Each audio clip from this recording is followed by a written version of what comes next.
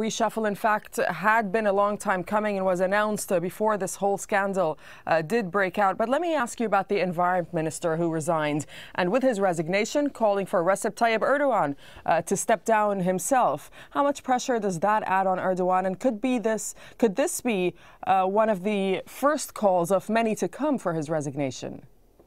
Well, I mean, yesterday he uttered some strong words, but today he also backtracked on these words. He said that he has been friends with Erdogan for 40 years. Therefore, he will remain serving, he will remain serving this party and this movement in any other capacity. So therefore, that didn't create a big pressure within the party.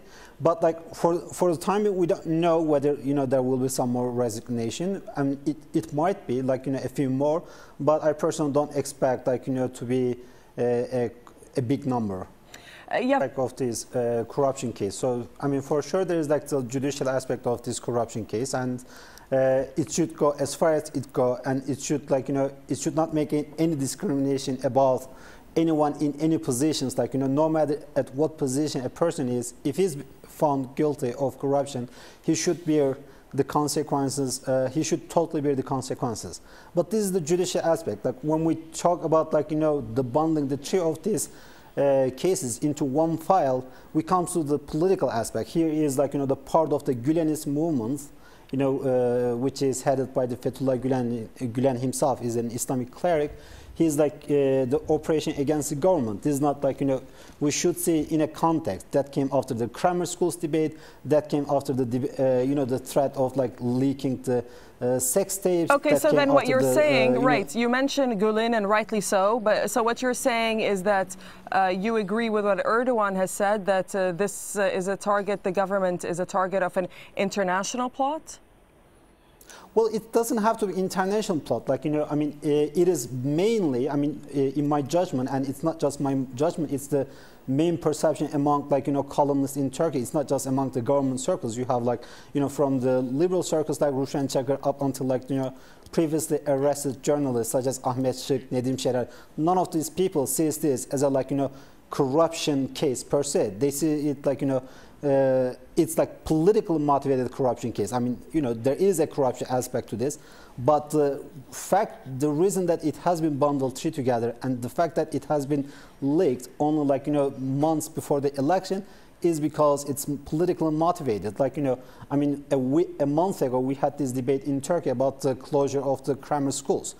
And during these grammar schools, if you look at the Twitter account of people close to the Gülenist movement, you will see all this blackmailing threat about revealing of corruption cases, the sex tapes, all those kind of things. So I mean, here is when we come to the political aspect of this issue. All right, a valid argument. You think that they're being endangered?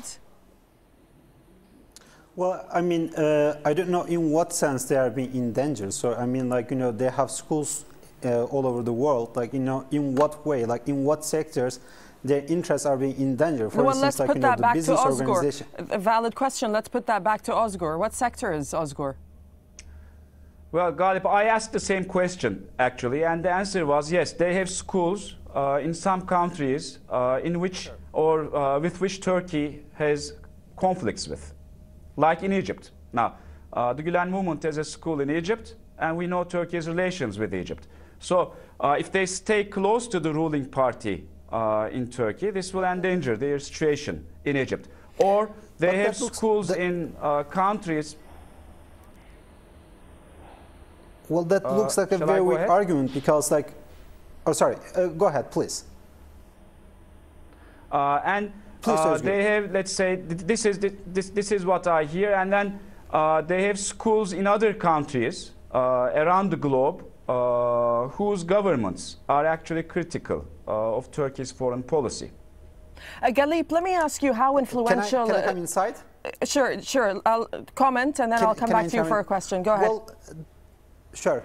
Well, that looks a very weak argument because we know that the Gülen movement have schools in over 140 countries. So I mean, if you count the number of the countries with which Turkey has problem is right now Egypt and let's say Syria and other more countries. So, I mean, we also know that Gülen movement in Arab countries has not a huge presence as that they do have, let's say, in Central Asia. So in this regard, and plus the relationship between Turkey and Egypt got bad only after the coup, which has been like, an issue of a couple months. But the row between Gülen movement and the AK Party has been going on for a couple years. So, I mean, this is a very weak argument, I mean, to say the least. And that doesn't sound to be like a valid argument. Like, to me, the valid argument is that, it is, even though they have presence in, all over the world, but their base is in Turkey. And like, their power in Turkey, like the level of power in Turkey does have a significant influence on their level of power in other countries. All right. Can I ask you to perhaps venture and tell us what Turkish politics would look like? What do you think will happen with the elections of next year?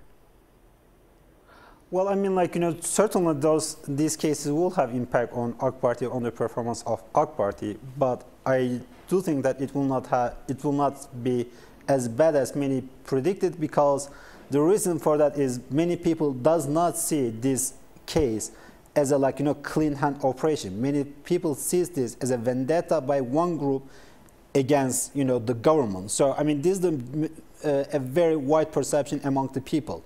So because of that, right now, maybe many evidence is being regarded like true suspicions, not only by the government circles, but with many with a wider circles. So it might have an impact on on the performance of government. And probably I mean, the Gülen movement and people who is persuaded by those evidences might have a negative view of the government, but I personally don't expect to be a big drop in the government's election result. And but as what about said, I do agree. I mean, we will. It is highly unpredictable. I mean, especially 2014 will be highly unpredictable because Turkey is entering in an election period. There will be 3 elections in a row, so there will be many cases like that. I expect many cases like that to emerge as part of this the struggle between the government and the Gülenist movement. Right, and in the